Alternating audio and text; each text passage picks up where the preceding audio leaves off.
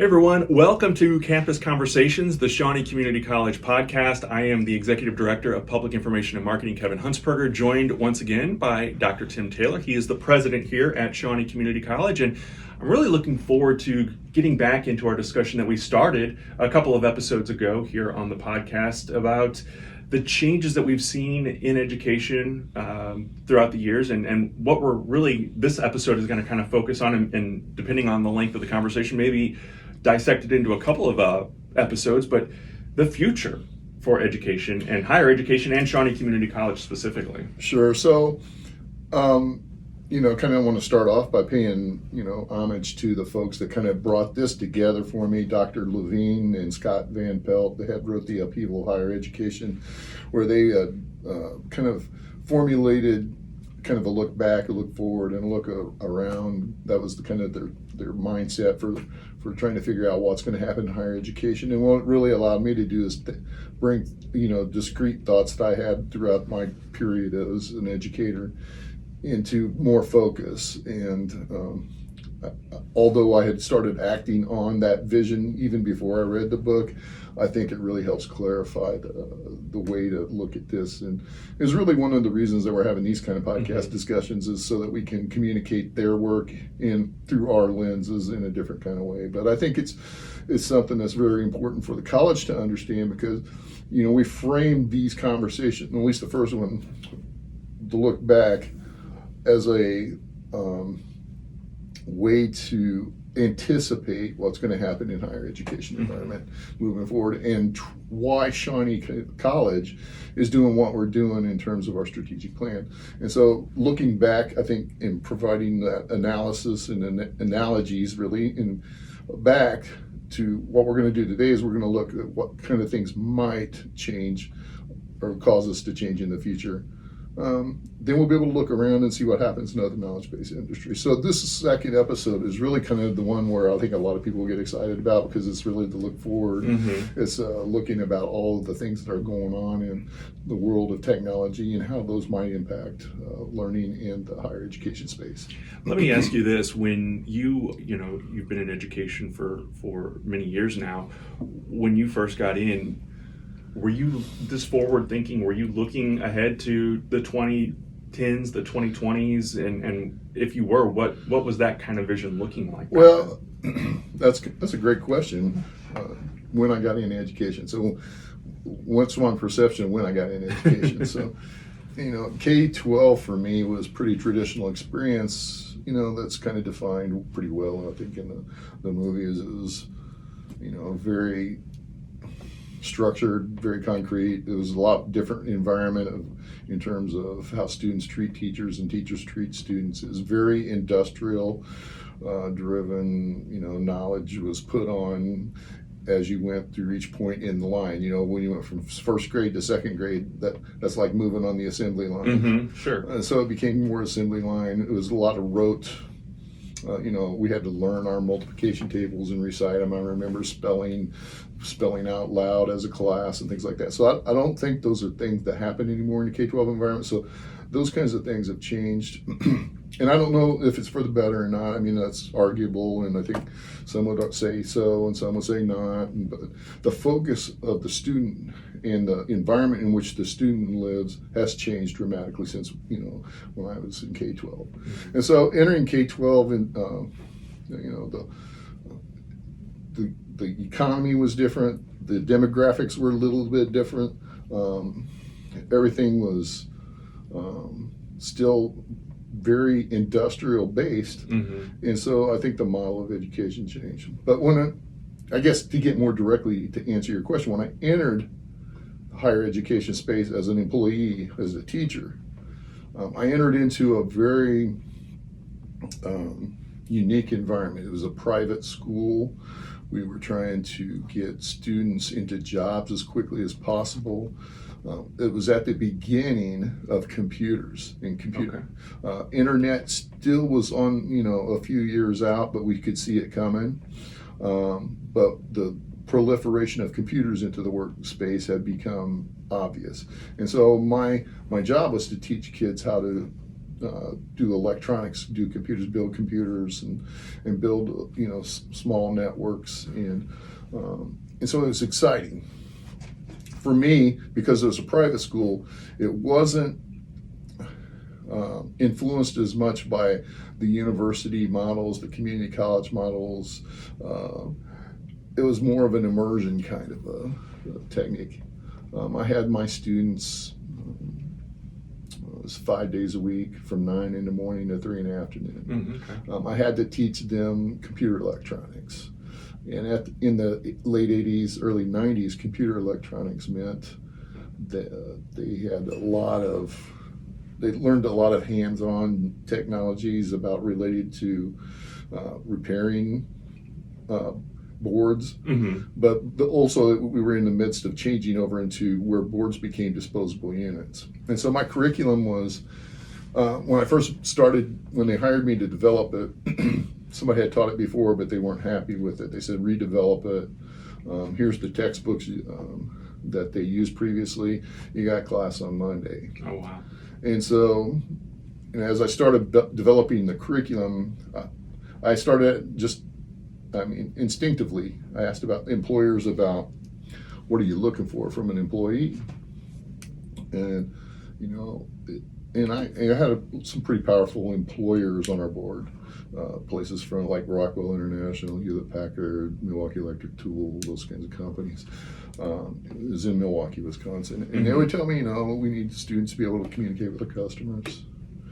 They need to be able to communicate with each other. They need to be able to, communicate with their supervisors.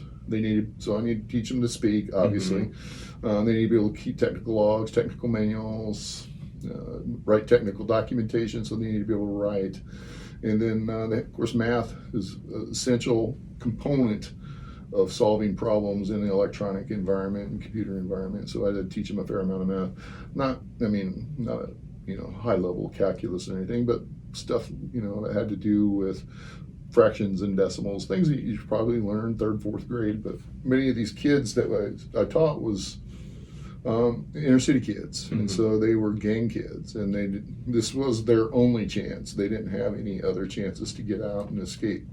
So the way in which we taught the class, the immersive environment, created an opportunity to teach students all of those skills. And there was not 100 different teachers; it was just me. Yeah. So I had to teach everything. Oh, wow. And they, it became more like a family. You get to know the kids on a very personal level, because the classroom was 9 to 3 every day, 5 days a week. In the mornings, I would meet with them and I would talk to them individualized, in a sense. What troubles are you experiencing? You need some bus tokens, babysitting, transportation issues, things like that. So we would deal with those. A lot of times it was just talking, helping them have a voice or a sounding board about their families, and their families a lot of times were their worst obstacles, because some of them didn't really want them to leave that gang lifestyle. And so trying to build that cohesion so that they could, kind of stay engaged. And then after class every day, we'd take a break, and then about 3:30-ish, 4 o'clock, we would have what we call meetings, but basically these meetings were glorified tutor sessions. And so those tutor sessions were, okay, these are the things we went over in class, this is important stuff, this is what your notes should look like, this is what you should be studying tonight, this is what we're going to do tomorrow, and then kind of having teams to kind of help grow each other. So if you think about that model, that was very resource wraparound model, which we're starting to see come back today with the mental health, the tutoring support, all of those things. And so I've seen a lot of that and experienced it. I got to know those students very, very closely, very intimately, and they became my family. And I feel like I experienced education in a different kind of way than you would normally within a community college or a university environment, because then I was very successful there. And so I think in the 3 years that I had students, I had 117 students, 98 of them graduated. Oh, wow. 89 of them found jobs at those places like Milwaukee Electric Tool, Rockwell International, Hewlett Packard, Harley Davidson, Square D, Johnson Controls. I mean, those are all the companies that hired my kids. Yeah. And I felt really great about that. But the person who ran the school decided to go open a job or go open another school in Japan. He owned a couple already in Japan, and he left the Milwaukee campus and hired a new president to run it, and the leadership was not where it needed to be, and started putting policy and procedure in place that wasn't really, didn't really support student learning. And so that's when I decided I would get into the community college environment and put myself on a kind of the presidential track. Talked it over with Missy, and that's what we did. And I started experiencing higher education differently. Community college, more like the K-12 environment in which we put somebody in a class, we put those parts on, then we put them in another class, and it started seeing the separation of the support that we provided in Milwaukee, and so. It was more traditional model. So I've seen the technology, grow in education. In Wisconsin, when I was there, I went from Milwaukee to Janesville, and then I started my PhD at UW-Madison. Wisconsin was kind of a leader in competency-based education in the 90s. It happened, I think, kind of, what's the word where it comes from the ground up?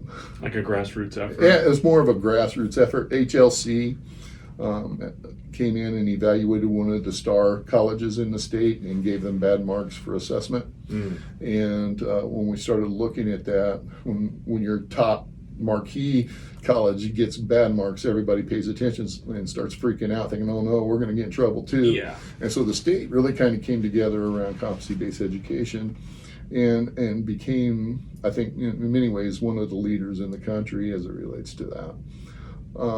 They were ahead so far in competency-based education that the federal government had to really pull back because the policy wasn't there to support them from a financial aid perspective or a student assessment perspective. And so, that's what happens when you get too far ahead of the curve. You get slowed down by, the larger institutional machine. But I think as we started going through the 90s, 2000s, you see the proliferation of networking. You start to see the proliferation of internet and how it's starting to transform the learning spaces within the colleges. And so I've seen all that stuff. So that's a real long answer to your question, but I've experienced a lot of the technologies, and the transformation has been pretty dramatic when I sit and think about what actually took place in my classroom and what actually can take place in classrooms today. It's remarkably different, and the audience is different. And that's a big part of this too, is, we talked about demographics and the economy and how all that plays a factor and plays a role in all this as well. But, we talk about technology as being a good thing, and I think for most of us, we look at technology, things that are changing. Obviously our jobs are a lot easier now with a computer versus a typewriter, for example, or a fax machine, or sending an email, that instantaneous response. But it feels like, just kind of reading some of the current trends, or the trends that are kind of coming down the road, I think people worry about employment in the future. Is their job secure, or is can a bot or a robot or an AI replace me as an employee, as an educator? But then also you factor in the other side of it of our students. We were joking before we started recording, about using ChatGTP to come up with a title for this podcast, for example. So students are maybe using these resources as well, and while on one hand it's a good thing, on the other hand some would argue that it's kind of for lack of a better word, cheating. So I think this is a really good jumping off point to really get into the future vision of what the education could potentially look like. But we need to do that. I want to kind of base some of the analysis off of what we talked about as higher ed has transformed itself from the agrarian model to the industrial model, which we're currently still in to some degrees. But if you remember last month, we talked about change as it related to demographics and technology and economics, right?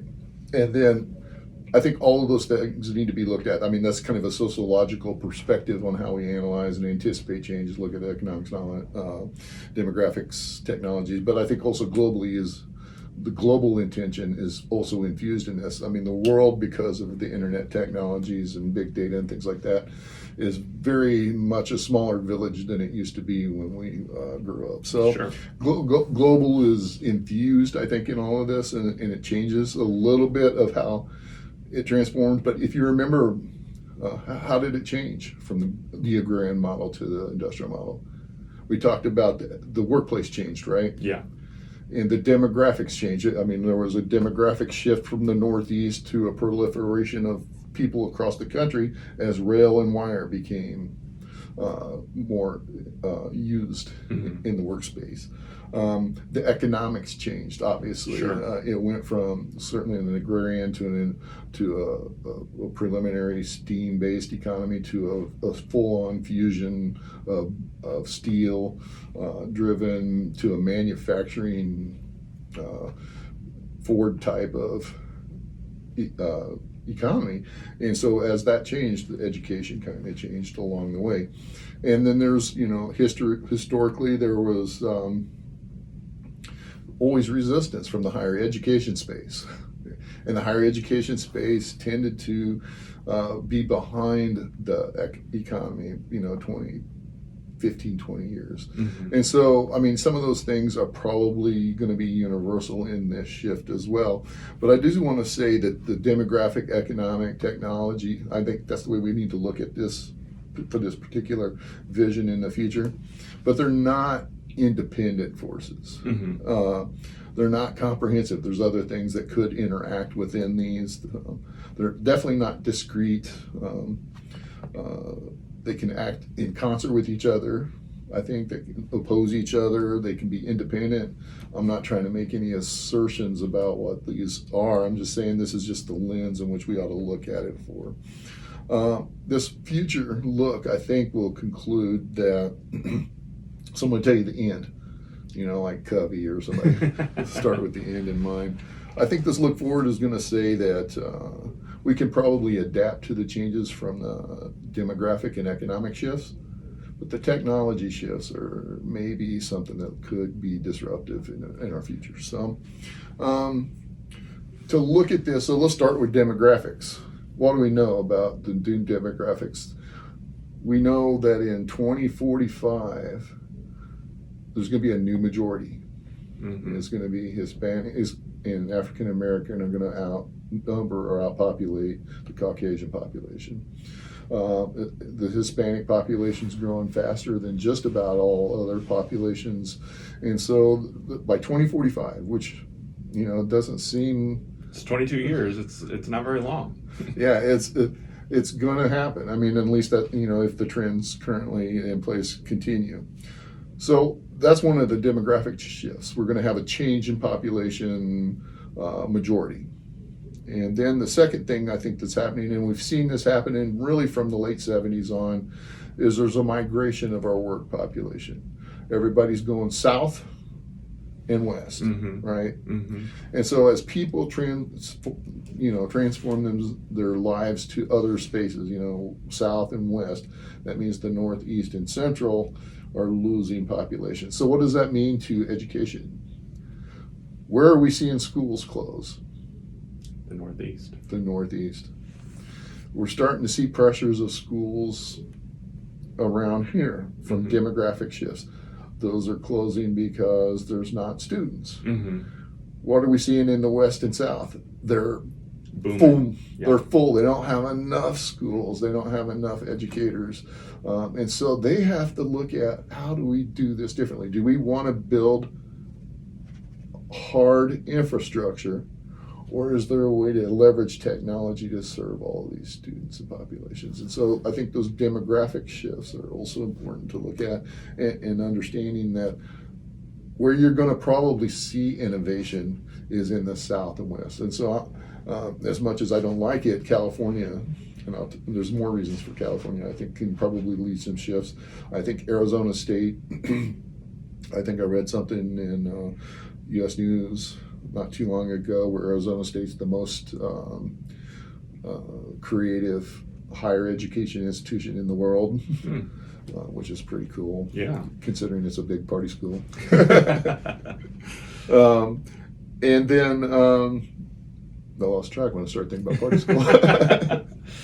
So I mean, so I think you'll see innovation in Texas. I think is another place because that's where you're seeing a lot of the population growth, and they're thinking very creatively about their approach to delivering higher education. So I think that those are some things that, in terms of some demographics, that make some sense. And then I think the other thing we have to look at is our new generation Z, or Zillennials, I like to call them. I think they'll get tagged as a COVID generation probably at some point. But what are the characteristics of these kids? How are they different from the last millennial generation, or even the Xers, or somebody, or even a boomer? One of the things I can tell you about my kids, who are Zillennials, they're money driven. How about yours? Yeah. Oh, yeah. They're very focused on making money. Yes. I mean, Cody, he's got all kinds of ideas for passive income, and he talks about it all the time. He's really learning about economics. He's flourishing in the finance. Those are things they like. Yeah. This is millennial. So they're very focused, much more focused than millennials. Yeah. Much more focused than millennials. They also like to travel. Kids love to travel. They like to see the world. They like to experience different things. They like to experience life much more than maybe some of their predecessors.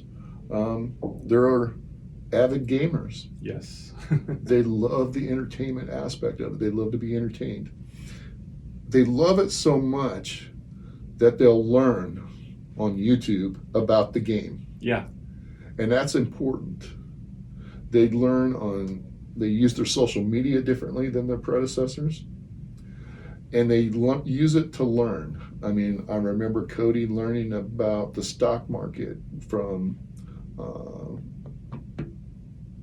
not Snapchat, what's the, TikTok. TikTok. I mean, he was just swiping videos, learning about TikTok. He talked to me about Bitcoin, and I mean, they're using technologies and social media to learn, and that's important. I think, I not to call anyone out specifically, but I do think that the older generations look at kids on their phones, and even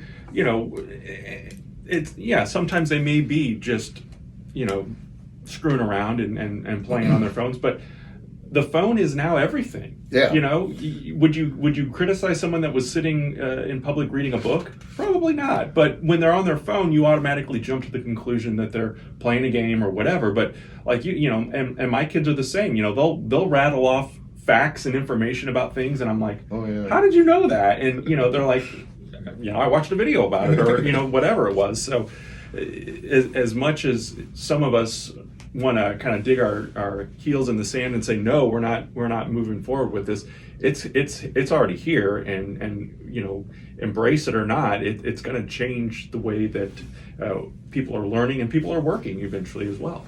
Absolutely. So I think these demographic characteristics of the kids are important to pay attention to. And then I think the last thing in terms of demographics that I'd like to bring up, at least at this point, is as a working adult. So you were talking mostly about Xers and millennials at this point, but they like convenience. They want service. They want quality product, and guess what? They want it for free, low cost, right? Right.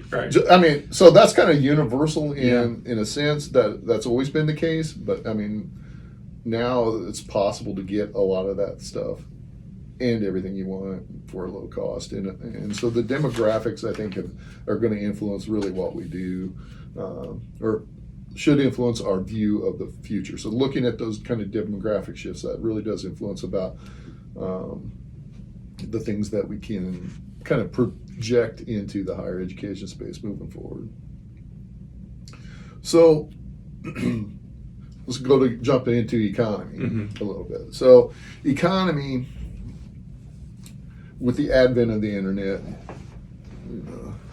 late 90s, early 2000s, we started to see the introduction of information.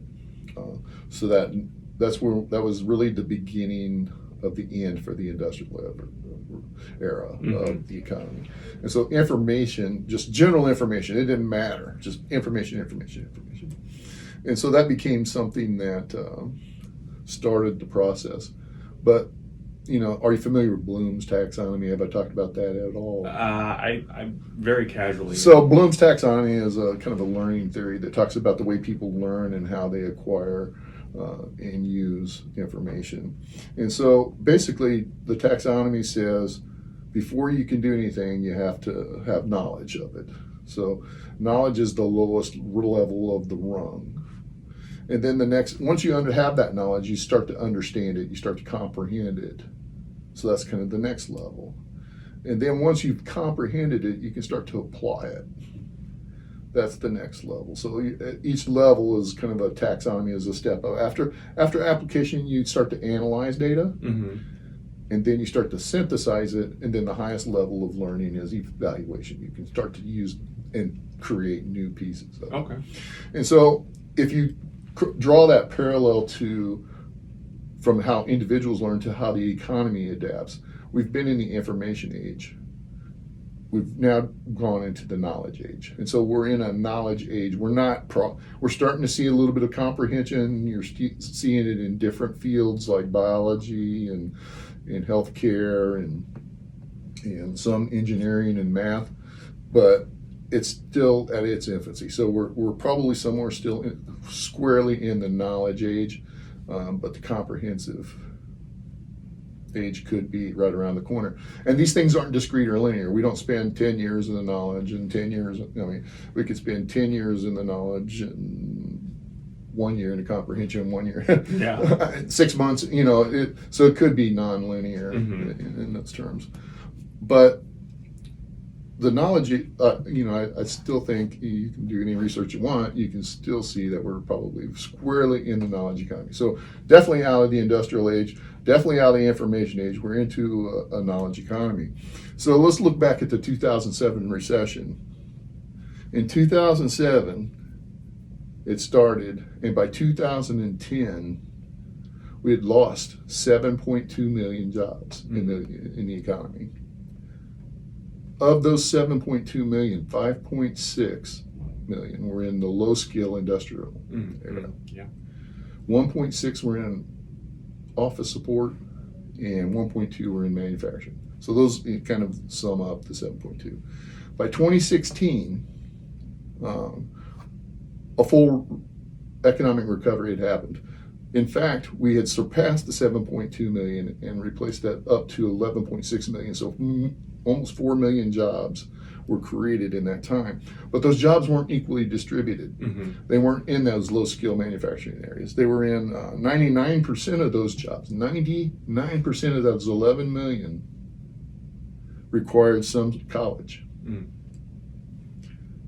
1.6 of those new jobs were in business. 1.5 million were in construction.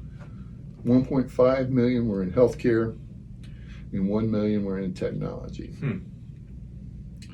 So of the 5.6 million that were lost, that only required a high school degree, only 80,000 returned. Oh, wow.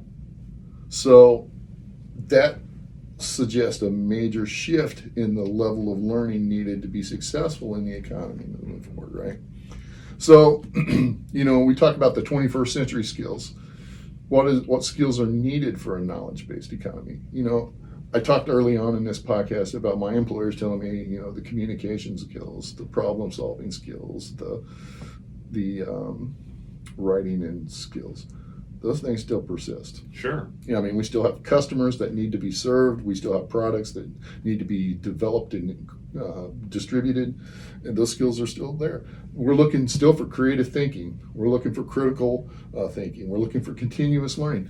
That's key in an economy that's shifting so quickly. You got to be able to learn, because what's true today will change and grow, and be different tomorrow. And so if you can't learn and you can't solve problems, you're going to have a hard time making a life for yourself. Sure. And so those are critical skills.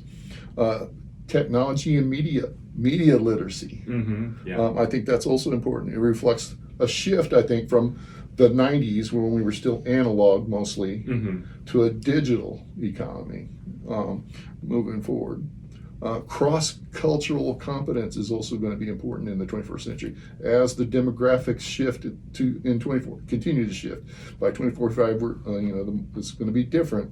Millennials are different. Cross-cultural competence is important for us to understand. We're going to be working with people not only that are different races and creeds, but we're also going to be working a lot more globally. I got it really kind of when I was in Michigan working in the auto industry. I got a unique insight into how manufacturing was working. It was kind of unique in that Chrysler, wasn't Daimler, they had just shifted, what's the other European? No, it's, I'm drawing a blank too. I want to say Audi, it's not. Anyway, Chrysler Corporation, Sergio Marconi was the president. And I met him, and he invited me over. My campus was, literally 100 yards from Chrysler World Headquarters. Oh, wow. And so he invited me over, he had his people tour me through the plant, and then I got to see some workspace. And they were working on a problem on a Jeep. And it was kind of cool in that there were engineers in the room, there were product developers, there were marketers, all in the room working on this problem. And they had company from Korea, France, and Germany all working with them on this problem, solving it together because it was a supply chain issue in which they were trying to break down. And so working together uniquely around a particular problem globally is the way the workspace is probably going to evolve in the future. So I think that's important. That cross-cultural competence is super important in the future because you're going to be working with people not only from Southern Illinois, but from Southern India, or Northern France, because that's the way the workspace is going to evolve. I think that's important. So I think the knowledge of data literacy is also important, and data management.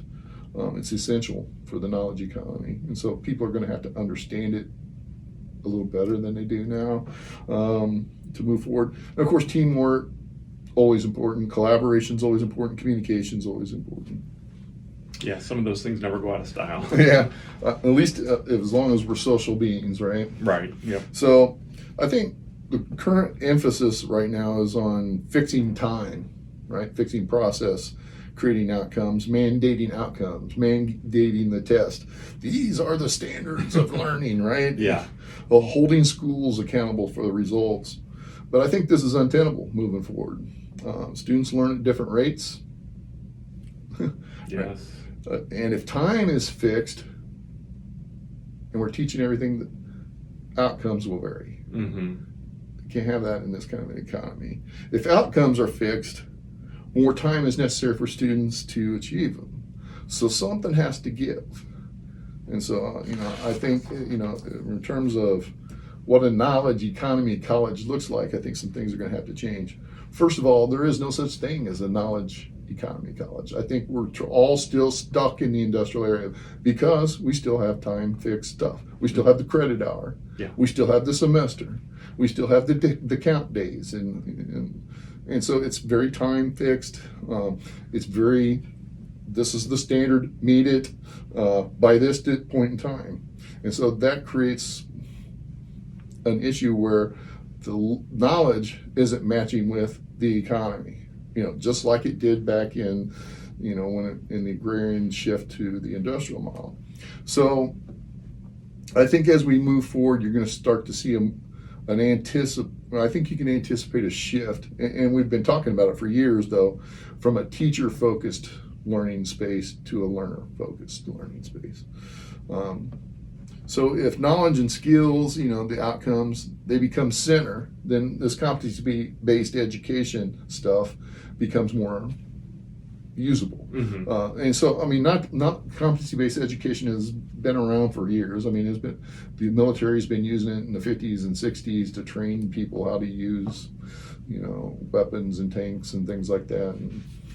And then it had an emergence again in the early 80s. It had an emergence again in Wisconsin and a few other areas in the 90s and 2000s. And now you're seeing it again today. You're starting to see educators experiment with competency-based education. Now we're starting to see the governments get behind it. The Higher Learning Commission's getting behind it. You're getting the Department of Ed trying to look at different policies to support it, because I think there's a realization that this is something that's going to come forward in the future. So if that's going to happen, and I believe there's certainly evidence that it is moving forward, we're starting to move to a more time-independent kind of learning model, which is good for students, especially the zillennial students who want to learn on their own time and own pace, and working adults who want to have also learning on their own time and own pace. And I think technology is starting to get to a point where it can support those individualized learning outcomes. And if that's the case, then as higher education and folks and higher education governmental agencies, we got to start to question whether the credit hour is relevant anymore, because the credit hour is based in time. 15 hours a week plus 15 hours of study equals 1 credit hour. I mean, that's just the Carnegie unit. It was defined back in the 1890s, early 1900s. It could potentially change. I think it will. I'm not sure when, but I think it will. And who's going to lead the charge on that, though? Well, we'll get to that. Okay. But I think there's going to probably be some sort of entrepreneurial organization that may or may not be higher education related that starts the ball rolling down there. And we're starting to really see it with the advent of badges. How many badges can you get on your LinkedIn profile right now? Tons. Yeah. Millions. Yeah. So, and if these, boot camps, you see these boot camps, most of this stuff's also originating in the South and West, by the way. Oh, okay. California. Yeah. I mean, San Francisco with the IT cybersecurity boot camps, free, $50. I mean, yeah. So, I mean, I think we're going to see it. They don't care about credit hours. If you don't care about credit hours, the way we transcript stuff has to change. So I think that those things are all things that higher education should be wrestling with right now. How do we adapt to this? If we can adapt, how do we adapt to this new environment? So if process is independent, where students can learn on their own time, mastery is the key, right? So did we master the outcome? So if we've mastered the outcome, is A through F, A, B, C, D, E, F, or E, A, B, D, C, F. I don't know why we don't have E, but is that relevant anymore? Probably not. I mean, so the way we grade and assess is probably gonna be changed. And that was something I recognized back when I taught. And it was kind of unique in that I never gave Fs. I never gave Ds. Who wants a D technician? I always looked at it as you had to master these competencies. Yeah. And then I kind of created a grading structure. So if you mastered it on the first demonstration, you got an A. Because I had to figure out how to, kind of retrofit my model onto the Carnegie system. Second attempt, you got a B, but you kept doing it until you mastered it, and then you got a C at worst. So, who wants a D doctor? Right. Yeah. Hey, my doctor, he passed medical school. Got a D. So I think mastery is really the key, and so that's going to probably change the way we grade. That's you hear terms like blockchain and cyber. It's really ways to exchange information securely. I think you'll see that penetrate the way we transcript in changing things moving forward. But I think that this knowledge-based college won't appear overnight. It's going to take time. It's going to take experimentation. It took 150 years for the higher ed academy to transform from the agrarian to industrial. It's probably going to take a few years for it to transform into the knowledge-driven kind of a college. It won't be 150 years, though. It may be another 20, but it's going to happen in my mind. But I think, at least from the economic standpoint, demographic standpoint, higher education can probably adapt to these kinds of changes.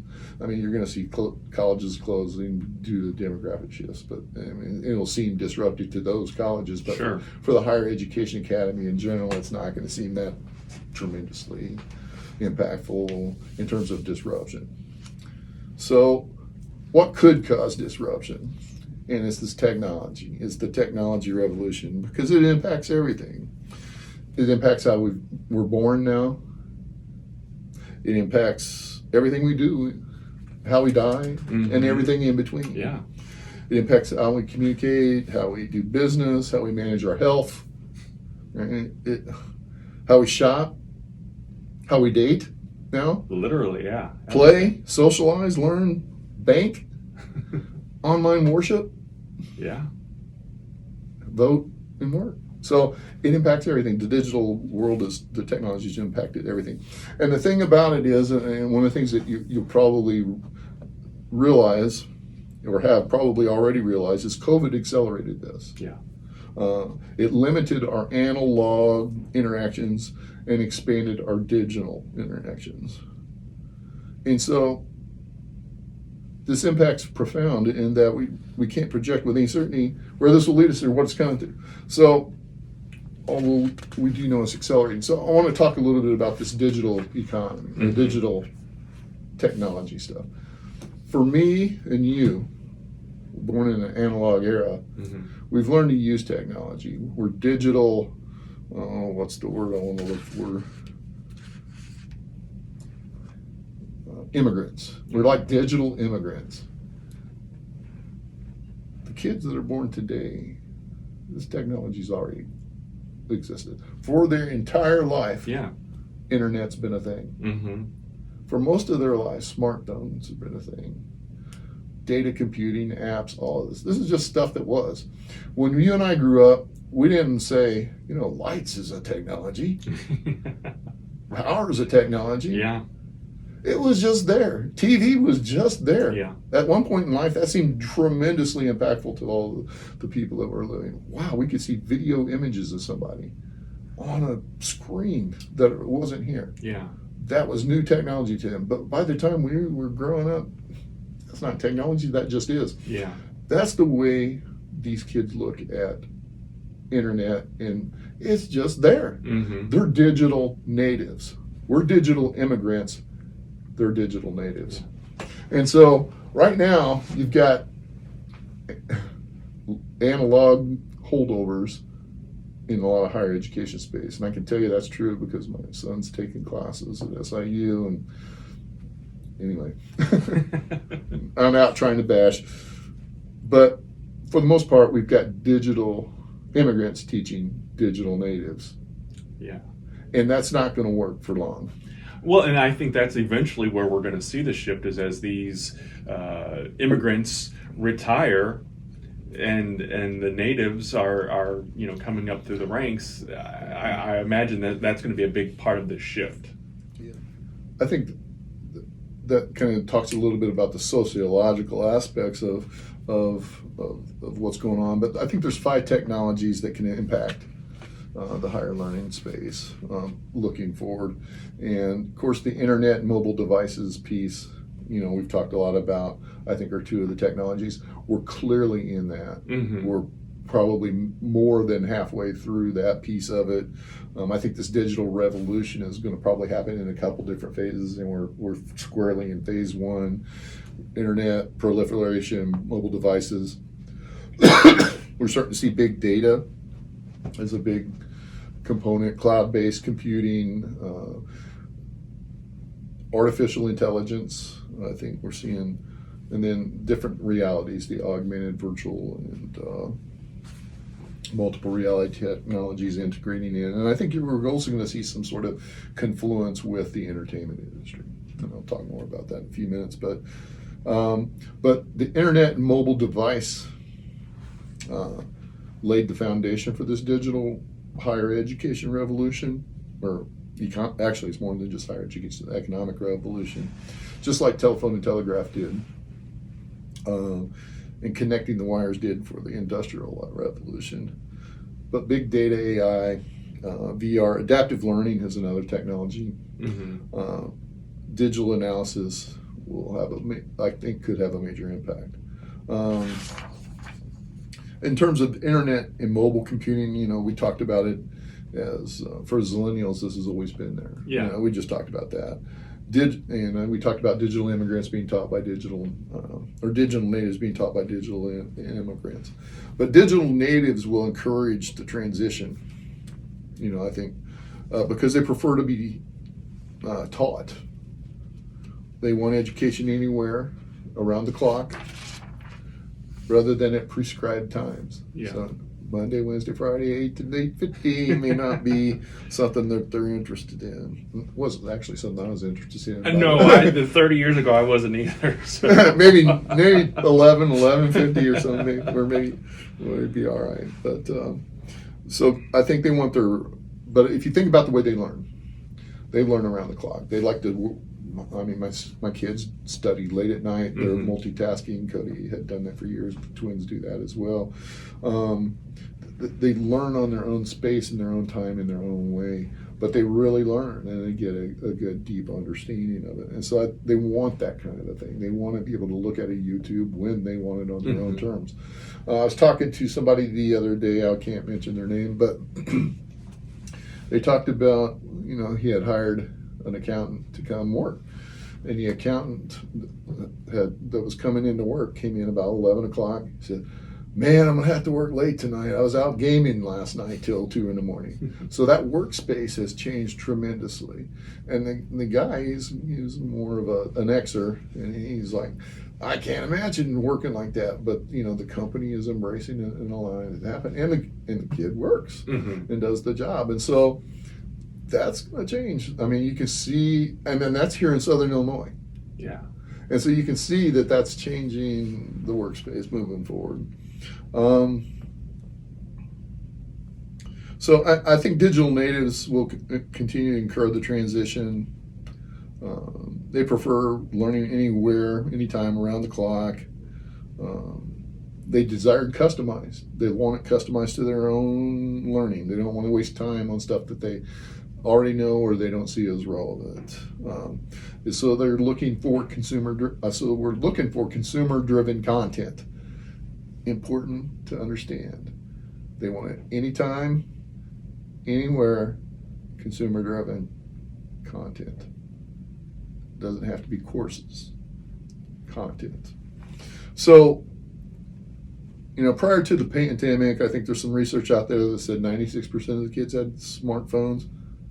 51% of them use it for their LMS to track, 41% to carry out research, 40% to complete homework, and 33% to access lecture materials.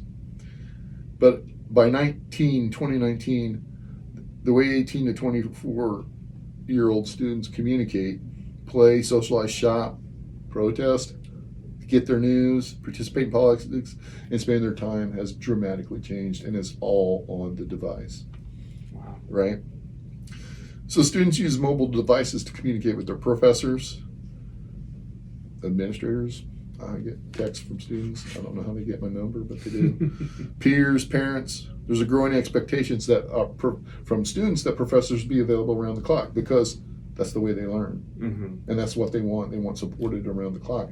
Creates challenges for instructors, right? So we had to figure out ways to maybe able to do that. I think the social apps, YouTube, I think 90% of them use YouTube. At least the latest statistics that I read, 76% use Facebook, and that's declining. Instagram's 75% of them use it. Snapchat 73%. TikTok 67% use it. So, the way they use social apps is dramatically different than in the past. But one of the things I would say that's kind of the bad part of it is I think it's all, at least from my perspective, is the standards of conduct have changed. They're creating opportunities for incivility and academic dishonesty, which we're trying to deal with here, both of which are on the rise. So, yeah. Do you think, though, I'm going to try to frame this without coming off sounding offensive to any particular age group, but I feel like, and maybe it's because the technology is changing so quickly too, that will help usher in this change, because change isn't always a bad thing, but I feel like every generation has kind of adapted to the previous generation, whereas this feels like this younger generation is going to be the one ushering in the change, if that makes sense. And they're not going to have to meet that wall and hit that resistance and step back and go back into that I don't want to say prehistoric mindset, but going into that immigrant mindset of the technology immigrant versus the technology native. And so I feel like between the technology and the push that's going with this upcoming generation of Zillennials, it is encouraging, and we may really, in our lifetimes, we may be retired by then, but I think we will see, our grandkids will be learning completely different than what we have been accustomed to. Yeah, I think the technology will help sort it out. As the incivility, the cheating is looked at. In some ways, the incivility, the cheating is different. The cheating is looked at through glasses of a boomer or an Xer or a millennial. And people, the digital natives, they don't feel that it's cheating. It's taking the information and providing feedback to the questions that were asked, which if you were in the workspace, the employer doesn't care how you got the information. They just want to know that you know it. And so it's not really an application of anything that's particularly relevant in the workplace anymore. How to use that information to create service or to create product for the business is what's important. And so I think you'll see the use of AI and the look of doing rote memorization, checking ABC on a test, it's going to become less relevant in an education environment, at least in the work environment. And so these kids are looking at it and saying, I mean, and I can understand it. I mean, do I want that? No. I mean, I'm an old school romantic when it comes to education environment. I like the whole professor being the sage on the stage idea, but that's just going to change, and I've had to pretty much accept that on my own behalf. But so I think the cheating stuff is probably going to go away. The incivility will probably play itself out. And we're seeing it in society in general. A lot of people call it the woke generation, but the kids are trying to hold themselves accountable to treating each other in a more inclusive and creating a more belonging environment. And so as the technology allows for them to interact and immerse with each other in a learning environment, I think we'll see less incivility moving forward because they will hold themselves accountable. Now, that may not be the Zillennial. It may be towards the end of the Zillennial generation and into the next generation, but I think that's probably how it will emerge and move forward. So, that was kind of a long way to answer your question, but I think those are two key pieces to move forward. In terms of higher education, though, and how this could work, I think the online courses certainly have the greatest capacity to change the way we do business. I think prior to COVID, 35% of our 18 to 24-year-olds took online courses, or at least an online course. 17% were online learning only, and courses are now concentrated at, after the pandemic, it went from 35 to almost 70% take an online course now. Oh, wow. And almost, I think the numbers were 38% that were taking fully online courses. And we've seen a kind of a clustering of online programming around basically a small number of universities, 10. Southern New Hampshire has about 150,000 learners. Western Governors has about 120. Arizona State is approaching 100. University of Phoenix is about 100,000. Maryland Global's 58. Purdue Global's in that 60 range. And so those 10 institutions are really kind of dictating where the largest percentage of online learners are. But I think at some point there could be an Amazon-like effect where we have kind of multiple brick and mortar and online businesses that eventually kind of filter into more online type of learning businesses.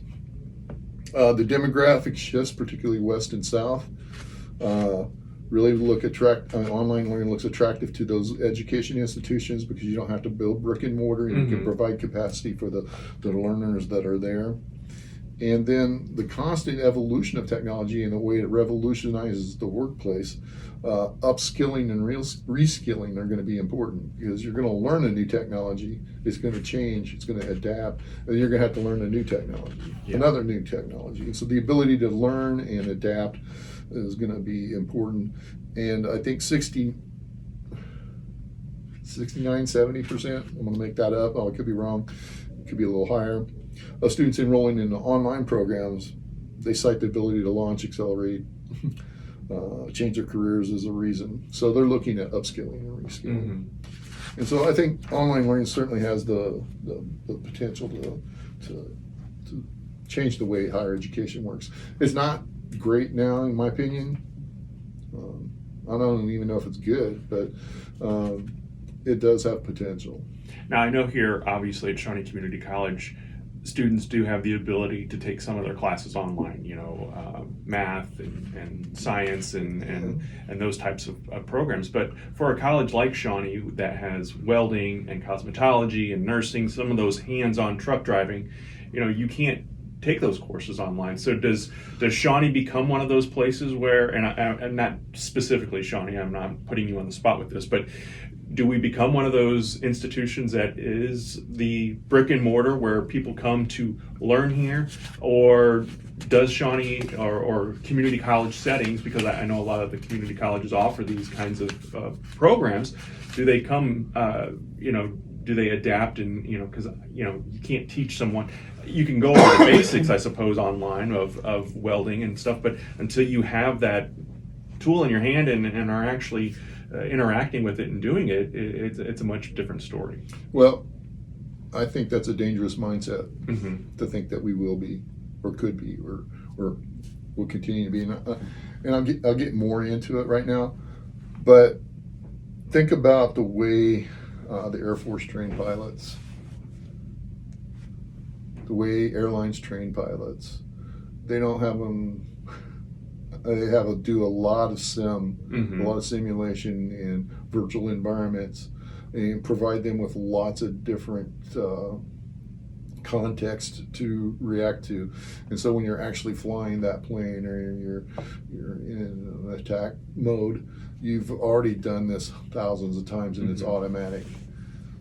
If you think about the way surgeries are being done now with robotics and technology, that's changed the way doctors work, that changes the way doctors learn. We're starting to see technology within our own college. We've got simulators in our nursing labs. Yeah. We've got simulators that are all electronic, they're all internet driven. We've got virtual reality programming that goes back. We're getting a little bit into the future point of this conversation, but all of those things can be put into an online environment, and you can learn to weld now in the virtual welder, and it's actually better to learn from that because it helps you adjust the angle while you're moving, and it doesn't waste resources, and you can make mistakes and you don't get burnt. Yeah. And so I think to think that we're always going to be the place where people can come and pick up the tool, I think that's a little I think that's a little short-sighted. I think Really? that the technology that we're going to talk about with virtual reality, immersion, adaptive learning, those things could really revolutionize how these things are delivered on an online environment. So, you know, the other thing that you have to understand about this is, because it just doesn't seem possible, right? How can you learn to build or pipe, build a pipeline online? How can you learn to do that? I mean, but big data is key. Each day, I just read this the other day, 2.5 quintillion Wow. pieces of data is added. You know how many zeros quintillion is? Guess. I don't even want to guess because I'm gonna sound like an idiot. You're on podcast. We're in the digital film industry. Yeah, Yeah. it's 15 Okay. zeros. So 2.5 quintillion each day is generated. So as data retrieval, storage, processing adapts to every aspect of human behavior, how we buy things, how we prevent diseases, how we avoid natural and human-made disasters. That's what we're looking at, right? And so adaptive learning is a technology that's going to have a major impact. And you're starting to see adaptive learning. Georgia State has been a leader in the development of adaptive learning, but we've seen some of our textbook companies get into adaptive learning. And, you know, adaptive learning is the question changes based off your answer. So if you get the answer right, then they give you a tougher question. You know, ACT kind of did this with their SAT, did this with their testing a few years ago. I can't remember which one, but adaptive learning is going to help learners learn faster. Pearson, Wiley, Follett, can't read my writing. Curriculum Associates, they did iReady. My wife does the iReady programs as Curriculum Associates. Dreambox, iStation, those were the initial companies to jump into adaptive learning. We're seeing it, I mean, if you ask professors now or teachers, you're seeing a lot of adaptive kind of learning technologies within the publisher realm, you know, the textbook realm. And so that's why we have these cards. They have a lot of kind of unique and cool technologies to some extent, but they're not as powerful as they probably will be in the future. Well, that's probably an understatement and obvious, but we're also starting to see apps come forward now lately. And so you're looking at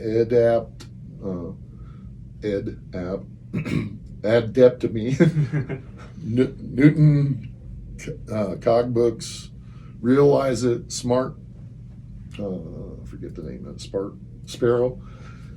Those are all apps that are also adaptive learning. So these adaptive learning technologies are proliferating within the education space, and we're experimenting with these tools on how to use them. Arizona State, Dr. Crow, the president there, I had an opportunity to talk with him a few minutes at the Higher Learning Conference last year. And one of the things he stated to me was they have a program that uses adaptive learning technology that can take somebody who is sixth grade ready and get him college ready for math and writing and reading in 6 months or less. Oh, wow. With a 70% success rate. That is better than any college readiness program in this country right now. I can tell you that right now. Our success rate on college readiness program traditionally is 5%. With the multiple methods that we're approaching 20-25%, 70%, but it's taken years, right? Students take years to do that. Yeah. If you can get ready from sixth grade to college ready in 6 months with a 70% success rate, I think there's a big future in adaptive learning moving forward. So I think those are things that we have to look at and be prepared for. Let me ask you this, though, too, and you may be getting to it, but we talk about, you know, for example, here at Shawnee again, the simulators in nursing, the welding simulators. I know truck driving has a simulation, but again, those are all things that people have to come here to For now. use for now. But I imagine the economy plays a role in this as well, because especially here in Southern Illinois, we do have a population that is not as financially able to spend money on these things like technology. My kid can go online and get on and do their online courses now, but will this require the purchase of or the rental of the technology to make it all happen? Well, don't assume all of these technologies are going to manifest themselves in physical devices. Okay. Think about Facebook or Meta or whatever they're called now. Their strategy to get 3D glasses in the hands of 1 billion users by whatever that year is. Mm-hmm. It's not that far in the future. Right. Because they understand that the virtual environment can provide an opportunity for people to immerse in trips, to immerse in shopping experiences. They don't have to be in Rome to visit the museums. They can experience it from their homes with a pair of 3D glasses for very inexpensive cost. The subscription fee but Mm-hmm. the same. So if you could take that truck driving simulator and imagine with big data and cloud computing that could be created in an online space through virtual glasses and maybe a driving wheel, Mm-hmm. and you can learn it online, that cost has been driven down. I no longer have to pay $100,000 for a driving simulator. I just pay a subscription to whoever created it, and I can get to learn that for a lot less cost. And so it has the potential to drive the cost of education down considerably. The same with the welder. Mm-hmm. If you put the welder online, you just need the 3D glasses. You need maybe a stick of some sort to kind of get the technique down. So I think what you'll see, at the very least, is that the initial learning will be done from could be done from a cloud Mm-hmm. anywhere at any point in time. And so that suggests the way that we should change our education model may go from, being instructors to instructional designers, creating instructional experiences or learning experiences for students in different ways with online, cloud-based computing and different technologies as they continue to grow and adapt. Very interesting. And so, AI, of course, is the capacity of machines to perform tasks that we do. You asked that question, is it going to replace my job? Mm-hmm. It depends on your job. Mm-hmm. I think it's the answer to that question. AI already replacing humans in different ways, especially jobs that don't require a lot of perception or problem solving or decision making. So the kind of low level, what used to be high school level jobs, but they're being replaced. But you're also, the other thing that, living in Michigan afforded me is the idea of how the auto industry is going to adapt to cars. Mm-hmm. They're looking at self-driving cars. I mean, that's not a secret. They believe it's technology that will be in place. I mean, when I was in Michigan, they started building devices into roads to prepare for that. I think they may be doing it in other places. But AI is huge. I mean, Amazon uses, and others, organizations use AI for customer service, at least customer service support. The president of Southern New Hampshire, can't think of his name right off the top of my head, was at a conference with him, and he was talking about how they use AI to onboard students who initially have inquiries about Southern New Hampshire. One of Southern New Hampshire's reasons for its tremendous growth is that they can enroll a student. They monitor analytics on the web. Student has to get to where they want it, within 6 clicks or less. They have to have a customer service response within 6 minutes, and those are the kinds of things. And they use AI to do that 24/7, 365. And so they're using AI as a customer service experience, at least initially, for students to move forward. So AI is something that is going to really potentially impact our workplace. I think in terms of, I think the inevitable consequence of AI is more automation. more automation, more robotics, more kinds of things. I read an article not too long ago that 47% of the jobs in the future will be lost to automation. And that was certainly things that we were seeing in Michigan when I was there. The machine tool industry has completely been revolutionized by computerized machine tools. And that changed the way, you no longer need an assembly person or a machinist to physically make the machine. Yeah. One machine technician could monitor 8 machines and created like dozens and dozens of scaled output compared to just one machinist. So, I mean, it was just crazy. But 83% of the jobs that pay under $20 an hour will be lost. I think it's what this article said. Wow. 31% that pay $20 to $40 will be lost. And 4% of the jobs above $40 an hour will be lost. So 51% of all working hours can be automated. It's crazy to think. So what does that tell you in terms of the skills that you're going to need to move forward? Yeah. So some occupations are going to be automated out of existence. I think maybe medical billers. As that technology gets to be more prevalent within the workspace, you see our doctors, they talk into the computer, they provide their diagnosis. The computer is now smart enough that it can go through and pick out the proper billing codes. Those billing codes can then be automated and sent to the insurance company. So medical billing could be one of those professions that are automated out of existence. I hate to say it, but we put it, in the early part of this century when everything was going online, we put a lot of money in developing those kind of programs. But technology looks like it might replace it. But I think most workers will likely see some element of their jobs automated over the next 10 years. So the half-life of knowledge is getting shorter as big data continues. And it'll create a lot of demand, I think, for more upskilling and reskilling for people. So current workforce, I think that where our focus needs to be. You've heard me talk about it all over.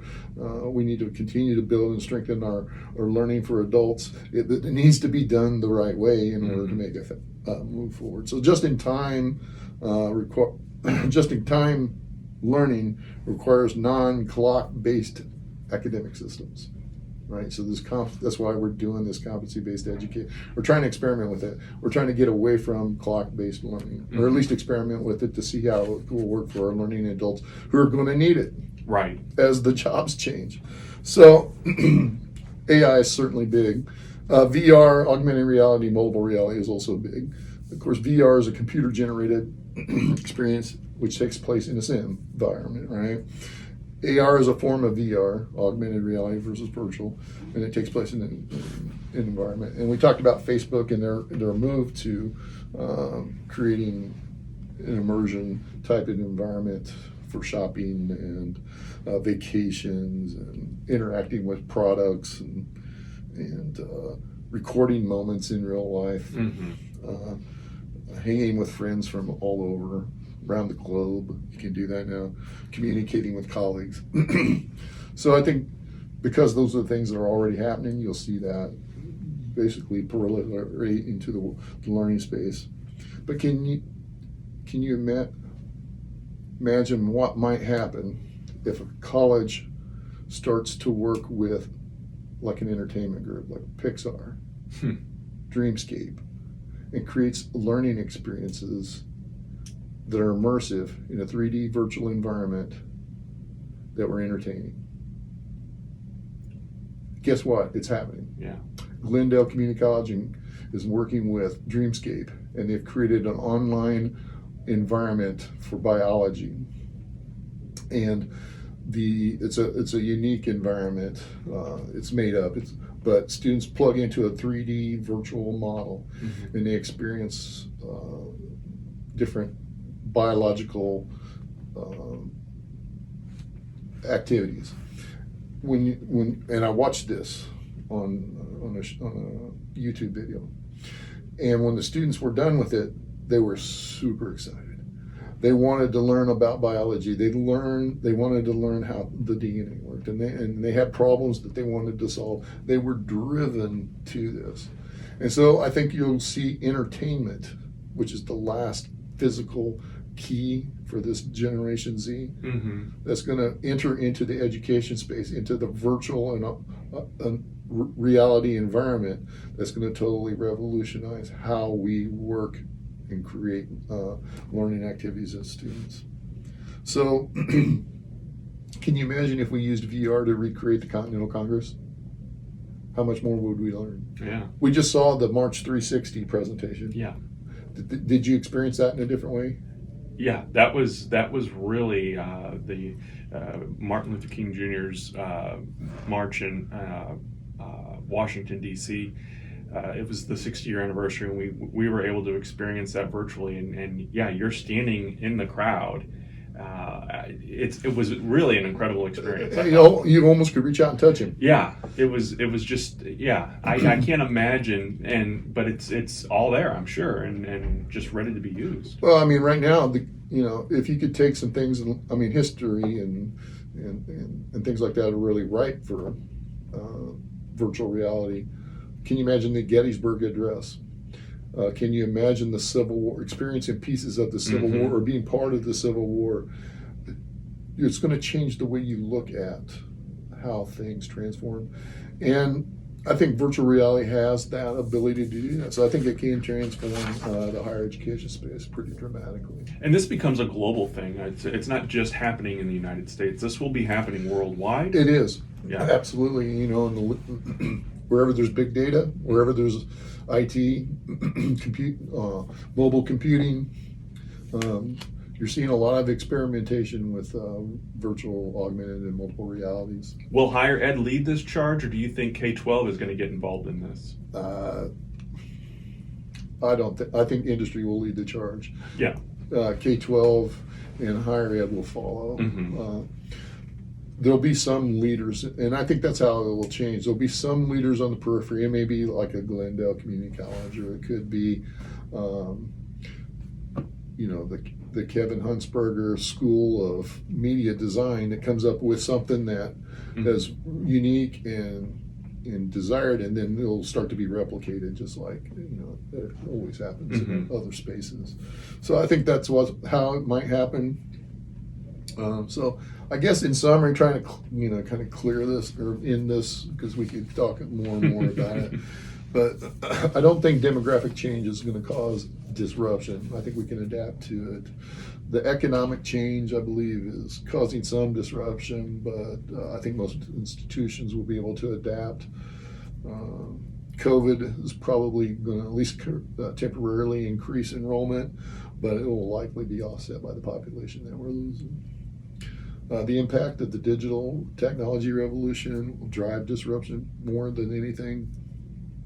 And I think as of now, we're still in that phase one where internet mobile computing is. But as phase two starts to hit, we're starting to see the integration of adaptive learning. We're starting to see the integration of VR, MR, and so on. Big data, big cloud. That's phase two. And how long that takes us to adapt is really going to be limited by our creativity as people moving forward. I think it's not it's not difficult to imagine scenarios where disruptive changes occur. The knowledge age institution at the periphery of higher ed, like I said, the Kevin Hunsperger School of Media Design could really lead the change very dramatically. It could be, just like going off the table, boom, it happens. I do think we're going to shift out of this industrial age economy soon. It's going to be powered by digital technology. It's going to be driven by the consumer appetite for the type of education 24/7, 365. They're going to want customized experiences.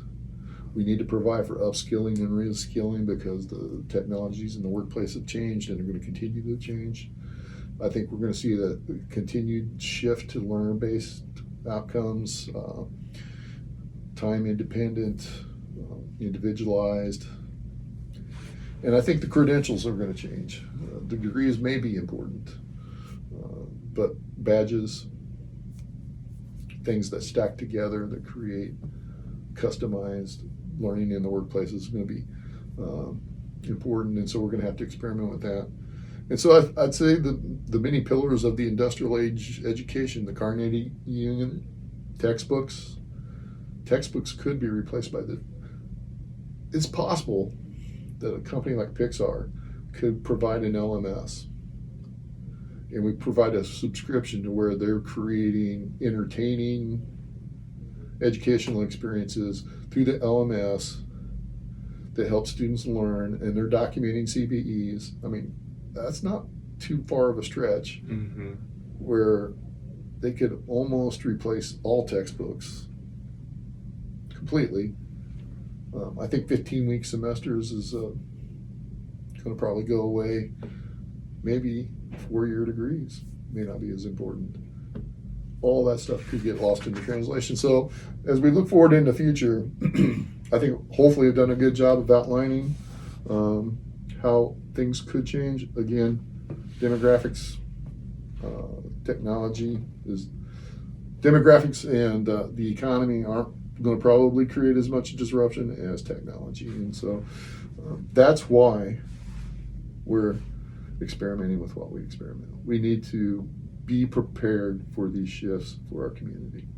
I'm glad you laid it out like that. It really makes a lot of sense hearing it from that perspective, and kind of looking to the past like we did in the previous episode, and now looking forward, and as you try to explain or get other people on board with changes, because like we said before, some interpret change as being a bad thing, and embracing it and knowing that it's inevitable, and it may not be overnight, obviously, but our grandkids and their kids and whatnot are going to be experiencing education in a whole different setting. Yeah, so I want to be clear, this is not stuff I want to happen.